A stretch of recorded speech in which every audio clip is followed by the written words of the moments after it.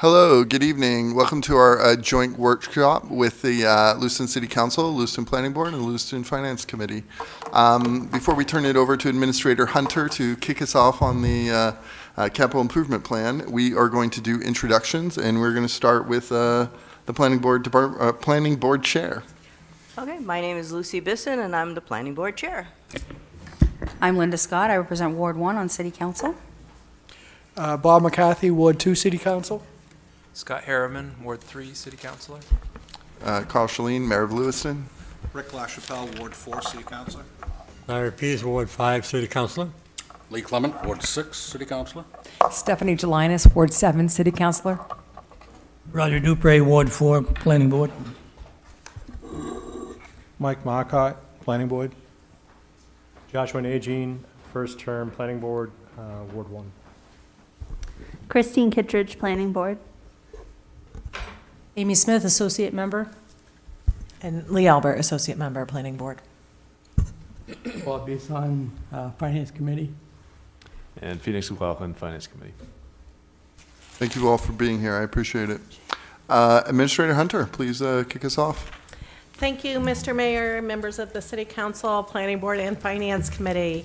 In accordance with Section 6.05 of the City Charter, I bring you the FY24 Proposed Capital Improvement Plan.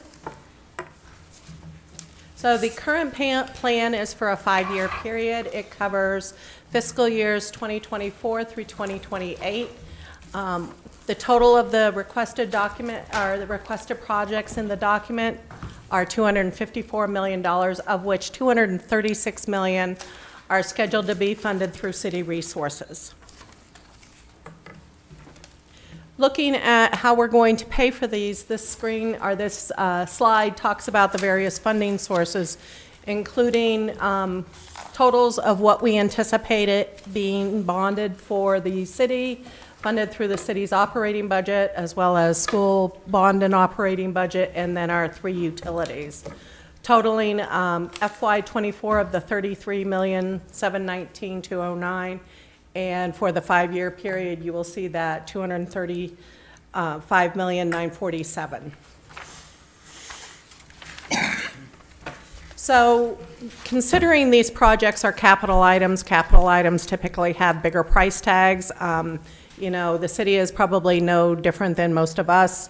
When you're buying bigger ticket items, we need to look at means of financing those, and usually that's by issuing debt. So looking at a 5-year period, we see what is proposed to be sold through bond sales during that time period. For FY24, we're looking about a little over $32 million. We jumped to $57.6 in 2025, and continuing through the next 3 years, you see a total over that 5-year period is $227,738,290. Looking at that, it does represent an increase over the current fiscal year. We did have some flip-flopping, if you will, between the utility funds into general fund, which includes both city and school. We also know this plan has increased from FY23's plan by about $70 million in projects over the 5-year period of time. And again, you will see debt is probably the major focus next to the individual projects in this discussion, because it's such a key means to financing those projects. So looking at the outstanding debt and authorized debt as of December 31st, you will see the breakdown between city and school. I will say, of the almost $70 million in school funding, just under $40 million is reimbursed through the state for the various school construction projects. You will see our 3 utility funds, as well as a legacy tax increment financing. That's what the TIF stands for, a special revenue fund. And then we have over $45 million in authorized unissued debt. What that means is councils over the years have authorized this debt for various purposes. For a variety of reasons, we have not sold it yet. Excuse me. So you will see a detailed listing on page 126 in your document. But that amount includes a little over $4 million in Bates Mill guaranteed bonds. Those are bonds that we use to secure, or the developer required to ensure we follow the covenants within the Bates Mill agreement. We don't anticipate issuing those bonds, but if we do need that until all of the parking covenants are satisfied. Additionally, we have $2.5 million in Mill 5, either demolition or remediation money, that we are waiting to see how the brownfield grants turn out and so forth. We'll talk about that a little later in the presentation. We have a water contingency treatment money of about $1.2 million in case the Lake Auburn needs additional chemical treatment for an algae bloom or something like that. We have that funding set aside and all ready to go. Additionally, we have the prior two fiscal years, FY22, which is a little under $18 million that we are anticipating selling this spring. And then FY23 is scheduled for about $19.4 million, would be a year from now. Traditionally, the city sells a year after the city council authorizes that, because the IRS requirements require us what's known as a 2-year spend down from when the bonds are issued. So it actually gives us 3 years to spend that project in full. So by delaying it at a year, it allows us to kind of get the project, designed, planned, up and running, so we are not running into that spend down requirement. As we look at debt service, another key ratio that we consider is what percentage of the operating budget are we spending on debt service? So if you look at the city side, we have about 13.7% of the current operating budget used to satisfy debt service requirements. The school department, because they do have a larger budget, is reduced to 8.9%. And the total combined coverage is about 10.6%. I will highlight, if you look, I'm one on statistics just because I've been tracking debt service for so long. If you look at the time period of 2009 through 15, the city portion of debt service funded through the operating budget hovered about 23%. So you see we have made great strides in that percentage. That is impacted obviously by twofold. We're looking at reducing the overall debt service, so that plays a role in it, as well as the city operating budget has grown over those years. So obviously if your base gets bigger, that percentage is going to go down. Next, looking at the debt service over the years, from a historical standpoint, you will see, part of my legacy here in my tenure, I will always refer back to 2005. 2005 was the highest debt service that the city ever had on the books. So that is what we use as a benchmark when we are measuring all of these statistics. And you can see the significant strides we've made since that 2005 period. We'll talk a little bit about refunding, but the ability to refinance our bonds in the past several years has significantly impacted this graph. I will also say the 2003 number in the far right-hand column is probably a little artificially low because we have not sold those bonds yet this year.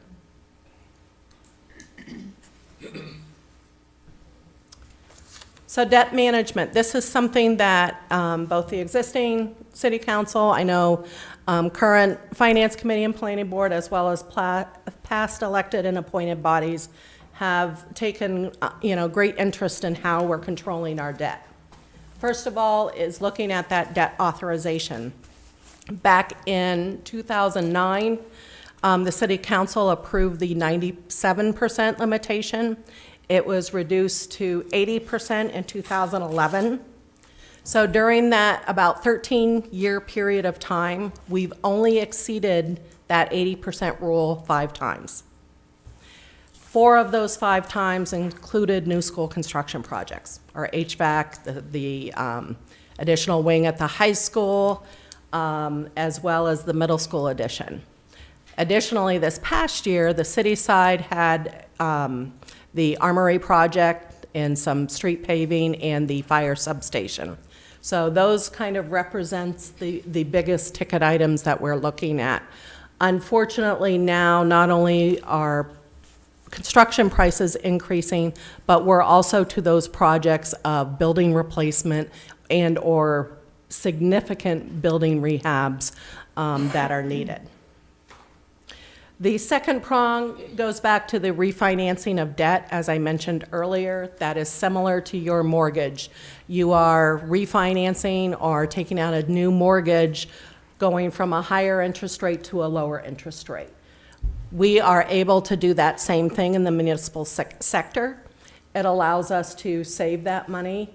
Our last refunding happened in 2021, bringing our total savings since we started doing that during the historical low interest rates amounted to $11.6 million during that time period.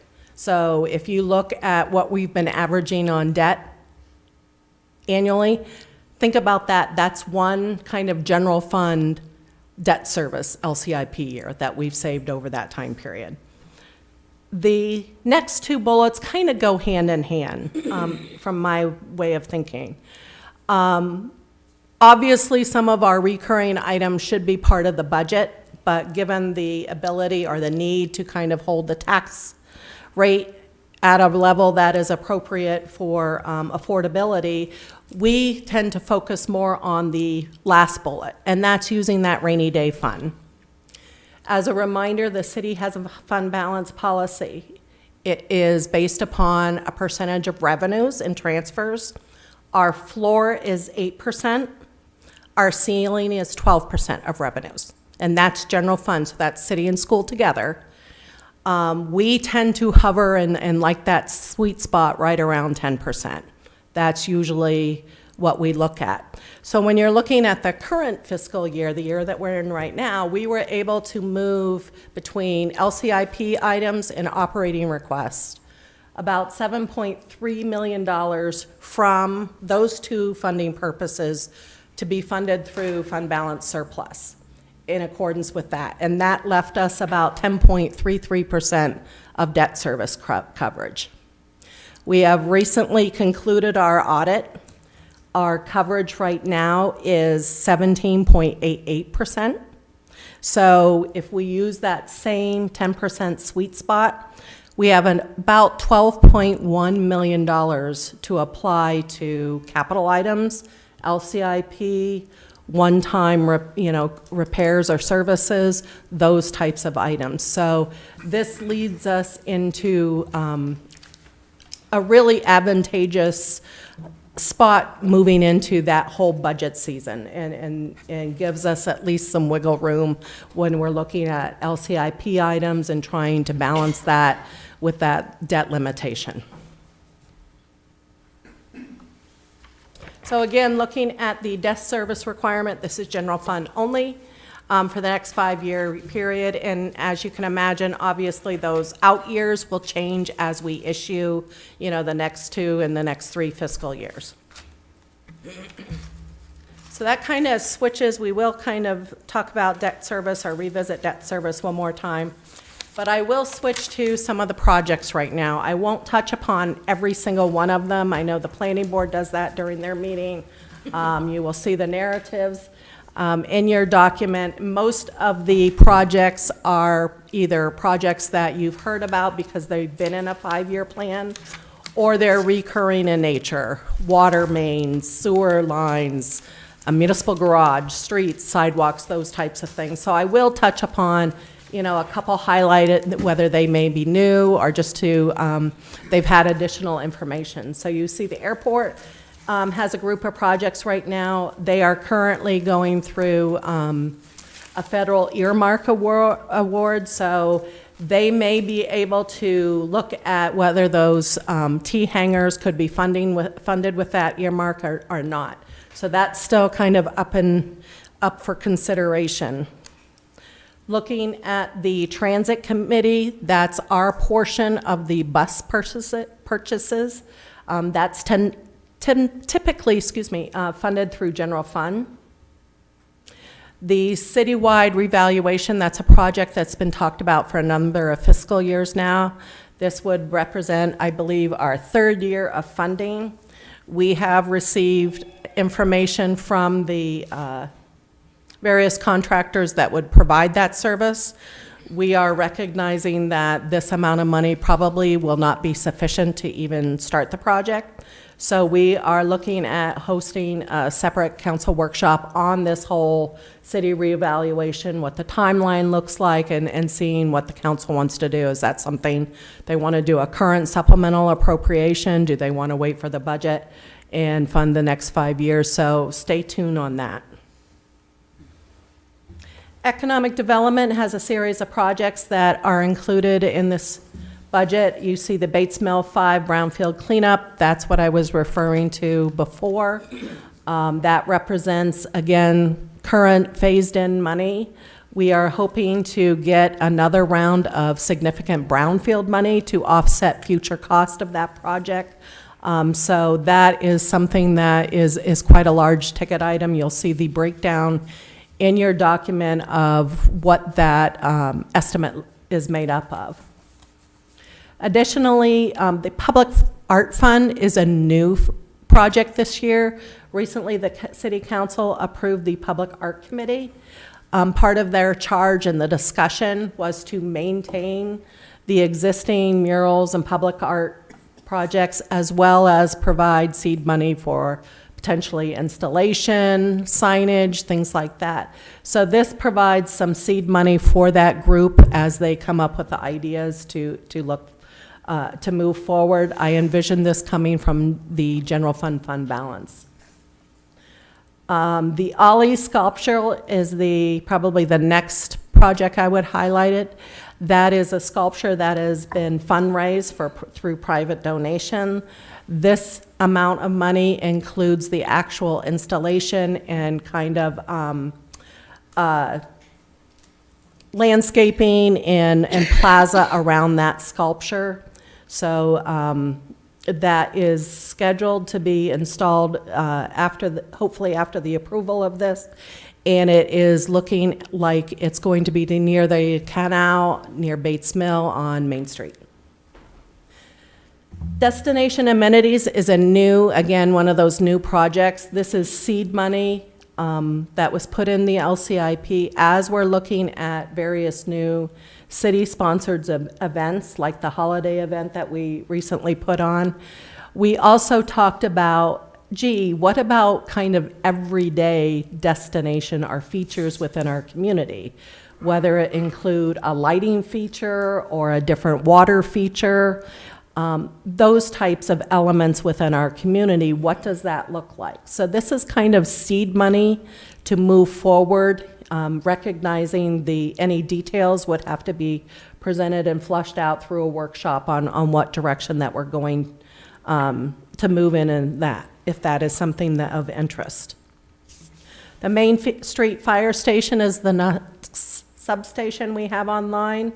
Again, that was another project that is received initial authorization for earmark funding of about $1 million, so we have some wiggle room with that project as well. Hopefully, costs will stay relatively in line, that truly that $1 million would be something that we could either reduce this project or move it on to the next substation. MIS technology, the last 2 years, we've been able to afford to move our larger ticket items that this request is made up of into the fund balance authorization. Looking at the public buildings, you'll see the listing. Most of those have been in the LCIP for a number of years. I will highlight 2 projects that are towards the middle of those requests, the fire alarm system and the fire separations. We did have some of our municipal buildings go through an inspection process. Those were flagged as life safety issues at our public works site, so we do need to do something about that. The PW fueling station, as with other municipal garage and people that have various gas stations and diesel stations at their location, there's federal regulations and state regulations that require us to change out that. So that, again, is tied to, as some of us would affectionately say, an unfunded mandate. Moving to the next slide, most recently we had our 4 oldest garages have some additional camera installation. We are looking at doing the next 2 most recently constructed garages and improving the security at those 2 garages beyond just the normal entrance and exit points. The CSO, Combined Sewer Overflow Master Plan, just as a caveat, that is a utility funded project that's split between the stormwater and sewer fund. So that is not a tax dollar, it's a user fee based project.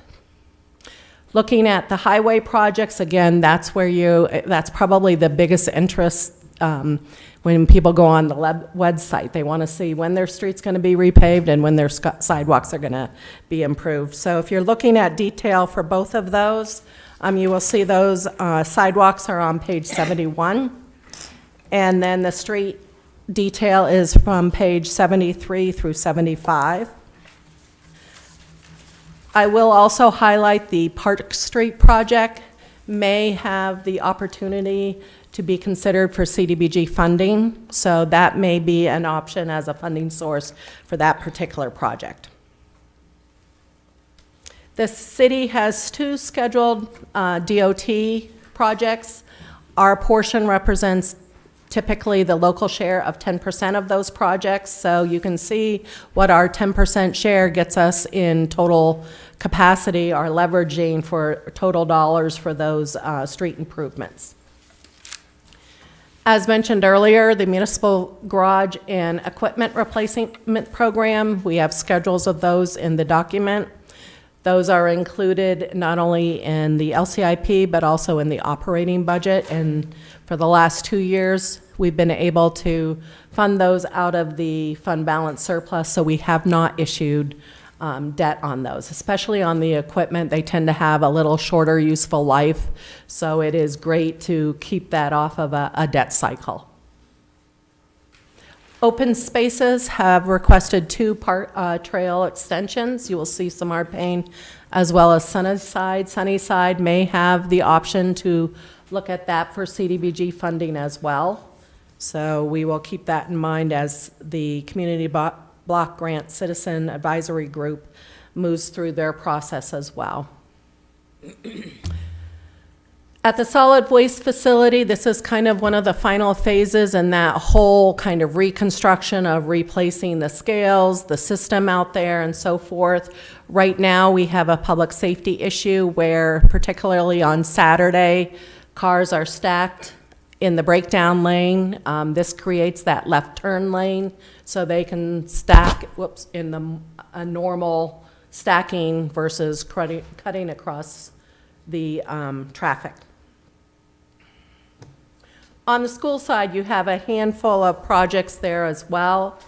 The tennis courts, just given that both Lewiston Recreation as well as the school department uses those, we have a cost-sharing agreement of 50-50.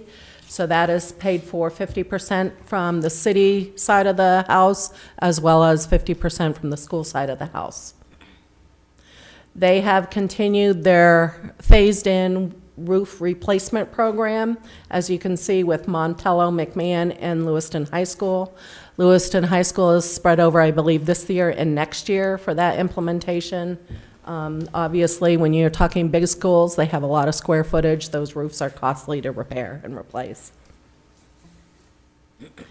Now we'll move on to our utility funds. As a reminder, those are paid for through utility fees, so anybody that has a water sewer account or a stormwater account will be, those fees are used to pay for these projects.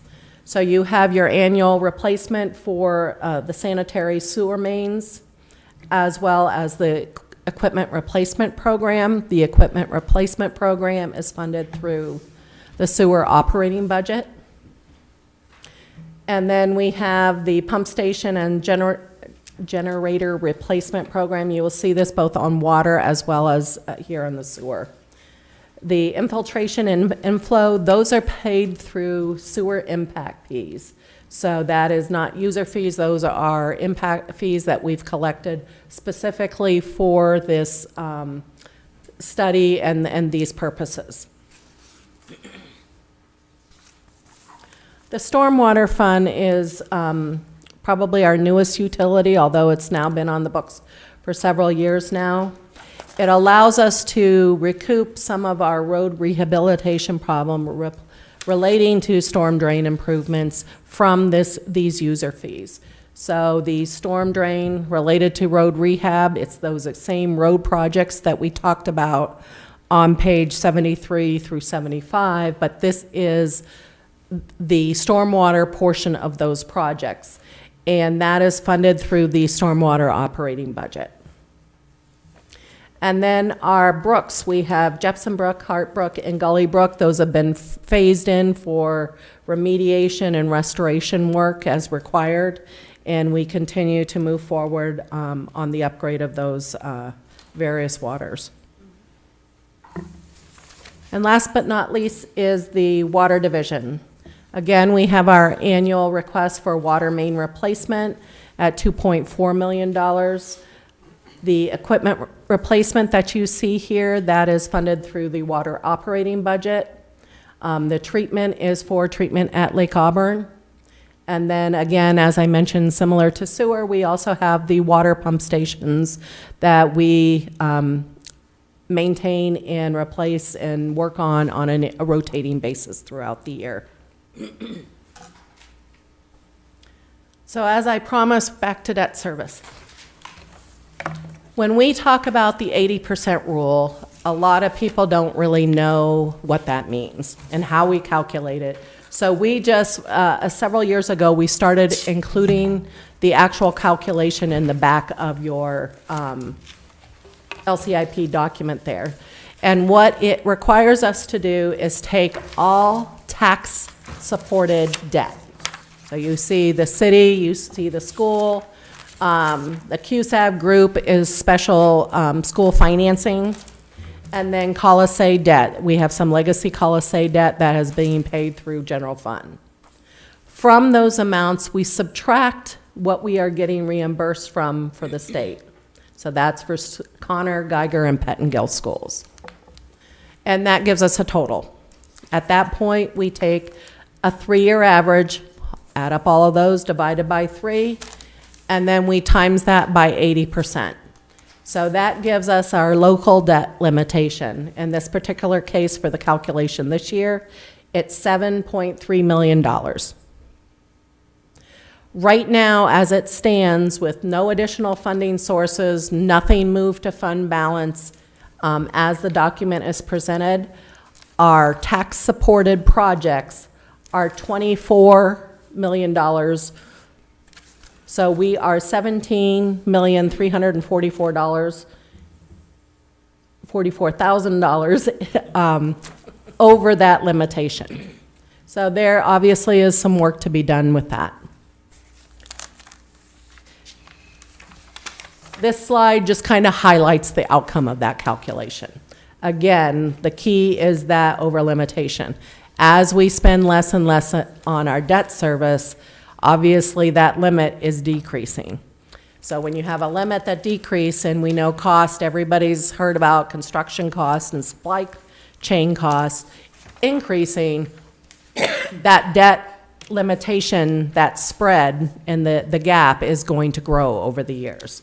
It's what we need to do and what our charge is between now and when we finally adopt what our funding sources look like, how we impact that limitation and what that gap looks like. Kind of looking at the calendar and what's coming up. So February 7th, we have our first public hearing. For the viewing audience that is listening in tonight, if you have any comments, that can be sent to public comment at lewistonmaine.gov. This document is on the city's website, so you can review it in detail and send any comments you may have. You can also come in person then that night. Planning board also has a public hearing process. And then when we actually get ready to issue the debt and do that bond order, we have another public comment period and public hearing at that point in time. On or before February 15th, the Finance Committee and the Planning Board need to send a recommendation to the City Council. I am happy to say Tracy and I will be attending your January 23rd meeting. I believe Tracy's going to the Finance Committee and I get the Planning Board, so we'll help and address any questions that you may have. I will say, and this would go for any of the groups, whether it be the City Council, Planning Board, or Finance Committee, if you have any questions as you're reviewing the document, send those in ahead of time. I think what we're going to be doing this year to benefit everybody is summarizing what those questions are and what the responses are, and then sharing them with all the groups. So that way, everybody's getting the same information. It may be something that the Planning Board thought of, but it may benefit a City Council or a Finance Committee. So that's our target. So if we are able to do that, it would work best if people could get some of those questions in ahead of time so we can go back to the department heads and get their responses and summarize those and send those out. That's a great idea. Thank you. Thank you. On February 21st, that is when the City Council is scheduled to adopt the LCIP. When people hear that, they think at that point, that's the funding award. That is not the funding award. You are just saying, yeah, this is a great document. We appreciate all the hard work and we're going to put it on file. That actual funding doesn't happen until closer to the end of the process. We revisit all of the capital items one more time prior, as I think it's the first workshop for the budget, which is March maybe 16th. We revisit the capital items, including the LCIP, to see, kind of where we're standing. And then right before the bond authorization, obviously, we look at those at that point in time. The charter requires us to adopt this by March 1st. So that's kind of where that timeline maps out to be. At this point, I'd like to kind of conclude this so you have questions, but I would be remiss if I didn't acknowledge, this is Tracy Roy, our new finance director. This is her first LCIP, and congratulations, she took it to the finish line. I also would appreciate the management team and acknowledge them in the back and the ones that aren't here tonight for their hard work and submission. This planning document aligns with the holiday season. One could say very nicely or not so nicely, depending on whether you're getting the emails from us asking questions. So we appreciate their exuberance in responding to those questions and helping us meet that timeline to get the document out to you on a timely basis. So at that point, I will turn it over to any questions. Questions from anybody? Councilor McCarthy. Thank you, Mr. Mayor. Administrator, what are you looking at from the City Council? Are you looking at for us to go through line by line and what we would cut out? Or are you looking for a dollar figure, or what are you looking from us? I would take any of the above. So what typically happens is people start looking at projects to kind of put in the parking lot list, if you will. When we revisit this during that capital workshop, that might be a great time to share what that parking lot list looks like. And we, as a staff, will start rearranging based upon the recommendations. By then, you will have the 2 recommendations as well. So taking all of that into consideration, you might recall through the last budget season, we had what was initially asked and kind of what was deferred, what was moved to fund balance, and kind of what's hanging out there, still looking at being funded through bonds. So at that point in time, we can always rearrange those projects. So on the 21st, you'll have an idea of what will be, funded either bonded or through fund balance? My guess is it probably won't be on the 21st, but on the March 16th, the capital workshop, because I can't really say that until I see what the departments are putting in the operating budget. So I can say, okay, I can spend X amount from here, and oh, by the way, in the operating budget, they have another Y's total worth of projects. So between the two, this is what I have that I'm going to recommend through fund balance. Okay, thank you. You're welcome. Further questions? Committee Member Markov. Yes. Finance Director Heather. Heather Hunter. It's okay. Now, we saw one slide with respect to years 2, 3, 4, and 5, but there hasn't been much discussion. We've gone through the current year. Now, some of these items have requests that are recurring to finish a complete project. So if we were to take a look at the canal ownership project, where the request is currently, lost my spot, $500,000, that goes out each and every one of the years. I was noticing on the fire station replacement, Main Street is at $4 million. I don't know if last year had a dollar amount.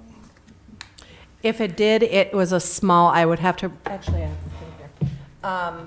I'm asking because the Lisbon Street Fire Station has years 2 and 3 at $4 million apiece. Because that includes property acquisition as well. So property acquisition for Main Street may have been in last year's LCIP. Not only that, but we use the proceeds from Sabata Street to offset the property acquisition. And that's why I don't spend a lot of time talking about the out years, because they're so volatile at this point in time. They can change so rapidly. Do we anticipate eliminating or selling the Main Street station? Yes, we do. I'm not sure we're going to get the same value that we got from the Sabata Street substation. So that's why, and costs are increasing.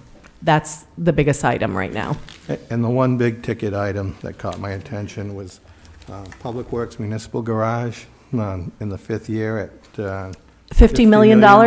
Yes. It It may be hanging out in that, much to Mary Ann's dismay, it may be hanging out in that out year until we get some of these other projects buttoned up. Is there a master plan for what is desired with respect to Public Works, 5 years out, 6, 7, 8 years out? Yes, they have had a facilities master plan, and that study has been done. I think they're looking at renderings now. That is something that we can get that information to you if that's something of interest. Yeah, because Okay. you're probably talking about a relocation, right? Yes. Yeah.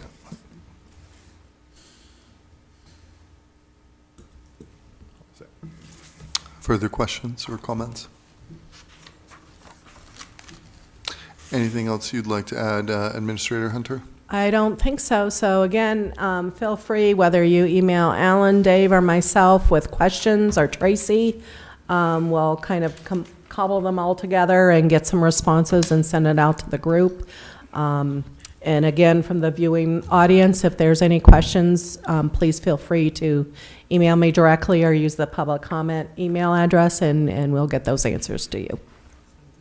Thank you very much. Thank you. This now concludes our televised portion of this evening. We'll be moving to work sessions following this. Thank you, everyone, for being here.